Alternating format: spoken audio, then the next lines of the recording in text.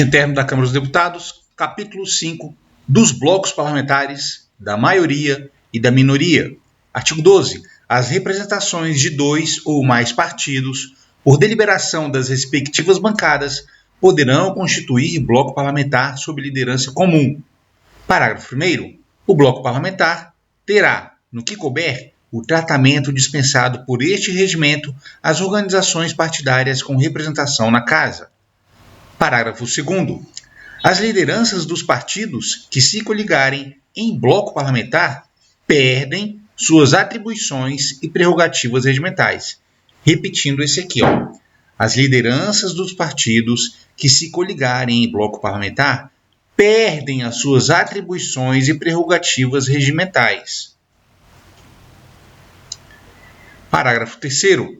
Não será admitida a formação de bloco parlamentar composto de menos de 3/100 dos membros da Câmara. 3/100, 3 sobre 100 ou 3%. Então é o seguinte, como é que fica isso na prática? Bloco parlamentar com 15 deputados não pode ser formado, porque 3% da Câmara são 16 deputados. Na verdade é 15, alguma coisa. Só que pega o primeiro número inteiro em cima da metade, em cima da fração, né? Então dá 16 deputados ou mais para formar um bloco parlamentar. Vou ler como está a situação atual para a gente ter uma ideia, olha só. Para entender a formação da maioria e da minoria da Câmara dos Deputados em março de 2026, é preciso olhar para a organização dos partidos em blocos parlamentares. Estes blocos determinam o peso político e a prioridade em comissões e votações. Atualmente, a Câmara opera com a seguinte distribuição numérica de bancadas e blocos.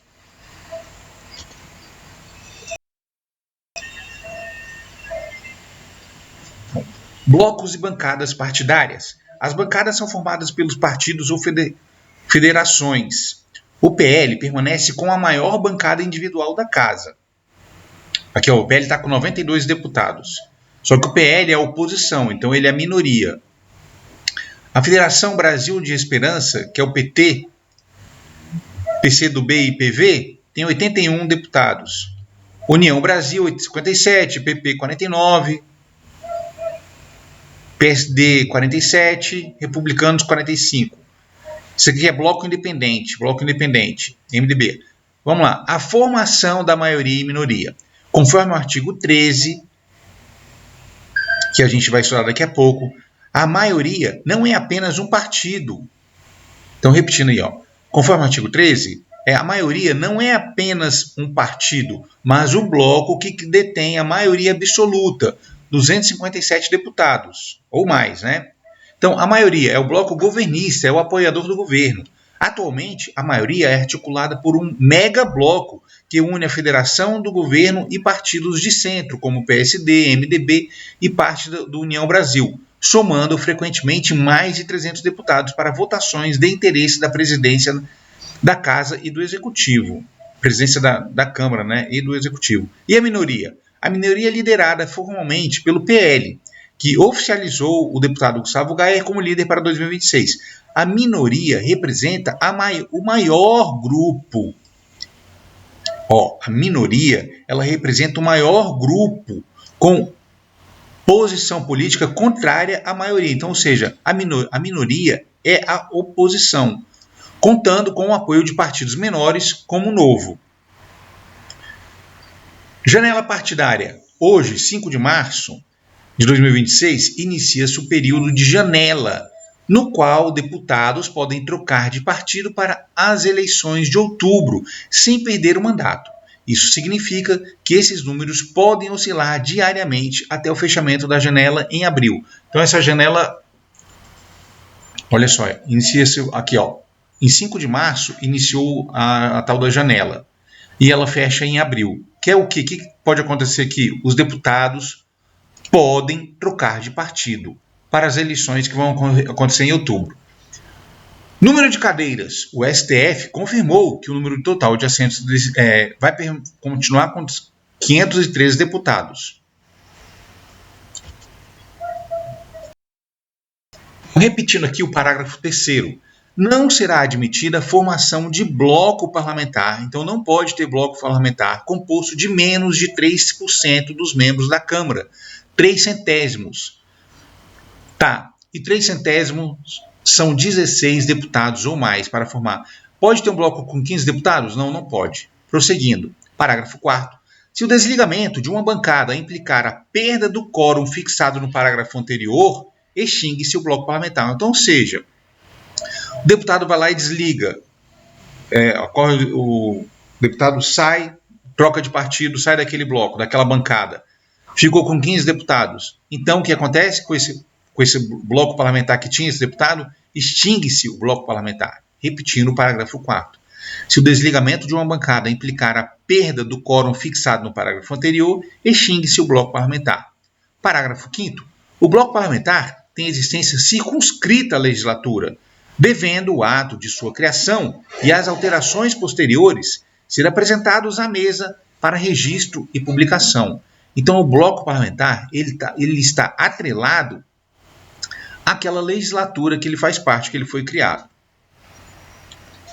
Parágrafo 8º. A agremiação que integrava o bloco parlamentar dissolvido ou a que dele se desvincular não poderá constituir ou integrar outro bloco parlamentar na mesma sessão legislativa. Atenção, a agremiação que integrava bloco parlamentar dissolvido ou a que dele se desvincular não poderá constituir ou integrar outro. A agremiação não poderá constituir ou integrar outro bloco parlamentar na mesma sessão legislativa. A agremiação integrante de bloco parlamentar não poderá fazer parte de outro concomitantemente. Uma agremiação parlamentar só pode integrar um único bloco parlamentar. Não pode fazer parte de 2 blocos parlamentares concomitantemente. Parágrafo 10. Para efeito do que dispõe o parágrafo 4º do artigo 8º e artigo 26 deste regimento, a formação do bloco parlamentar deverá ser comunicada à mesa até o dia 1º de fevereiro do ano da legislatura. Com relação às comissões e ao primeiro biênio de mandato da mesa, e até o dia 1º de fevereiro do 3º ano da legislatura, ou seja, a 3ª sessão legislativa, com relação ao 2º biênio do mandato da mesa. Vou ler esse parágrafo 4º do artigo 8º aqui agora, hein? Parágrafo 4º do artigo 8º. As vagas de cada partido ou bloco parlamentar na composição da mesa serão definidas com base no número de candidatos eleitos pela respectiva agremiação, na conformidade do resultado final das eleições proclamado pela Justiça Eleitoral, desconsideradas as mudanças de filiação partidária posteriores a esse ato. Voltando lá no artigo 12. Repetindo o parágrafo 10. A efeito do que dispõe o parágrafo 4º, que eu acabei de ler, a formação do bloco parlamentar deverá ser comunicada à mesa até o dia 1º de fevereiro do ano de cada legislatura, com relação às comissões e ao primeiro biênio de mandato da mesa, e até o dia 1º de fevereiro do 3º ano da legislatura, com relação ao 2º biênio de mandato da mesa. Agora eu vou ler o artigo 26.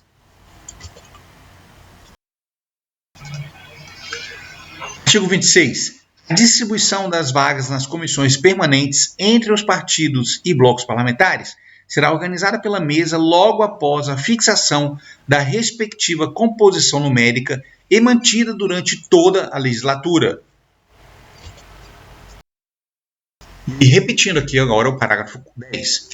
Para efeito do que dispõe o parágrafo 4º e artigo 26 deste regimento, a formação do bloco parlamentar deverá ser comunicada à mesa até o dia 1º de fevereiro do ano da legislatura, com relação às comissões e ao primeiro biênio de mandato da mesa, e até o dia 1º de fevereiro do 3º ano da legislatura, com relação ao 2º biênio de mandato da mesa.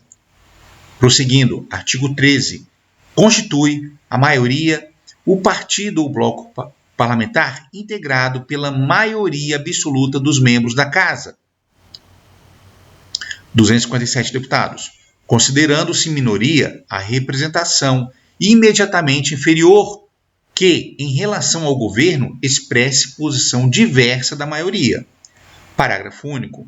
Se nenhuma representação atingir a maioria absoluta, assume as funções regimentais e constitucionais da maioria o partido ou bloco parlamentar que tiver o maior número de representantes. Capítulo 6, artigo 13A. A bancada negra, composta de parlamentares negros e negras, é constituída de uma coordenação geral e 3 vices-coordenadorias. Parágrafo 1º. As vices-coordenadorias terão a designação de primeira, segunda e terceira vice-coordenadoria e, nessa ordem, substituirão a coordenação geral em casos de impedimentos ou ausência do titular. Parágrafo 2º. A eleição da coordenadoria geral e das respectivas vice-coordenadorias ocorrerá no dia 20 de novembro de cada sessão legislativa e far-se-á em votação por escrutínio secreto, exigida a maioria absoluta de votos em primeiro escrutínio e maioria simples de votos no segundo escrutínio, sendo que deve estar presente a maioria absoluta de parlamentares negros e negras, observado que, se houver chapa única, a eleição poderá ser realizada por aclamação dos membros presentes. Vou ler aqui uma análise do Gemini, segundo a Melissa.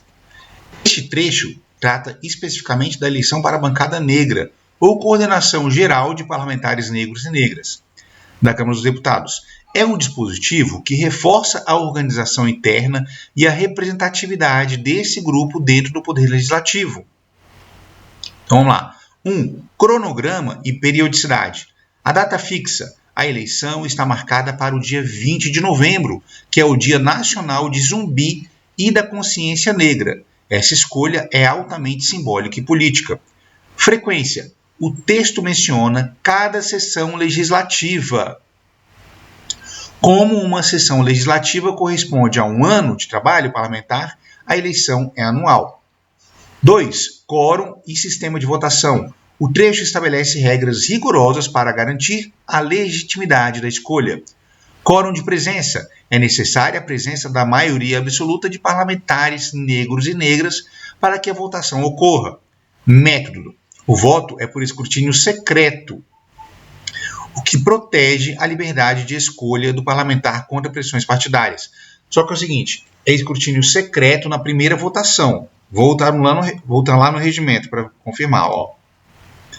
A eleição da coordenação geral e das respectivas vice-coordenadorias ocorrerá no dia 20 de novembro de cada sessão legislativa e far-se-á em votação por escrutínio secreto, exigida a maioria absoluta de votos em primeiro escrutínio. Não, peraí, eu fiz confusão. Por escrutínio secreto é sempre, só que a maioria absoluta é exigida em primeiro escrutínio e a maioria simples no segundo escrutínio, sendo que deve estar presente a maioria absoluta de parlamentares negros e negras. Voltando lá para o Gemini.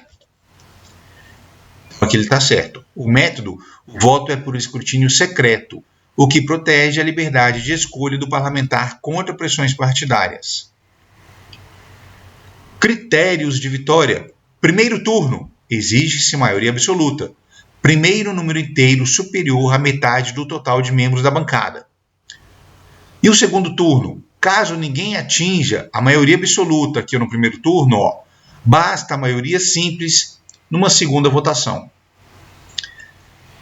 Exceção à aclamação. Se houver apenas uma chapa registrada, chapa única, o rito do voto secreto pode ser dispensado.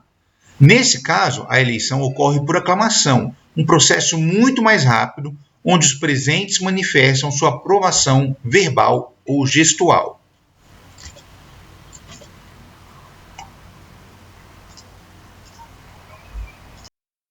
Como fica isso no quadrinho? Primeiro turno, maioria absoluta. Segundo turno, maioria simples. Se tiver chapa única, aclamação, que é opcional. Presença mínima, maioria absoluta da bancada negra, de todos os deputados negros e negras. Uma observação: embora o regimento interno da Câmara seja a norma geral, esse parágrafo específico é um reflexo de resoluções recentes que institucionalizaram a bancada negra, dando a ela direitos semelhantes aos da bancada feminina, como tempo de fala em plenário e participação no colégio de líderes. E, voltando aqui para o regimento e repetindo o parágrafo 2º, a eleição da coordenação geral e das respectivas vice-coordenadorias ocorrerá no dia 20 de novembro de cada sessão legislativa e far-se-á em votação por escrutínio secreto, sempre escrutínio secreto, exigida a maioria absoluta de votos no primeiro escrutínio e a maioria simples de votos no segundo escrutínio, presente a maioria absoluta de parlamentares negros e negras, observado que, se houver chapa única, a eleição poderá ser realizada por aclamação dos membros presentes. Parágrafo 3º. Para os fins do disposto neste artigo, será considerada a autodeclaração racial lançada no formulário do registro de candidatura da eleição geral, que precede o início da legislatura.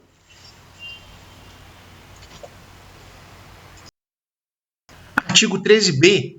Compete à bancada negra, além de zelar pela participação de seus deputados e deputadas nos órgãos e nas atividades da Câmara dos Deputados, 1. Participar não é como, é participar com os líderes das reuniões convocadas pelo presidente da Câmara dos Deputados com direito a voz e voto. Compete à bancada negra, além de zelar pela participação de seus deputados e deputadas nos órgãos e nas atividades da Câmara dos Deputados, usar da palavra pessoalmente ou por delegação. Olha só, hein? Aqui pode ter a delegação. Durante o período destinado às comunicações de liderança, por 5 minutos, semanalmente, para dar expressão à posição de parlamentares negros e negras da Casa quanto à votação de proposições e conhecimentos das ações de interesse da bancada. Então, olha só, quando houver a comunicação dos líderes, a bancada negra vai poder usar da palavra pessoalmente ou por delegação, durante o período destinado, aqui, às comunicações de liderança, por 5 minutos. Isso aqui ocorre semanalmente. E para quê? Para dar expressão à posição de parlamentares negros e negras da Casa quanto à votação de proposições e conhecimentos das ações de interesse da bancada. Então, vou parar esse vídeo por aqui. Próximo vídeo aí a partir do título 2. Fim desse vídeo aqui no artigo 13b.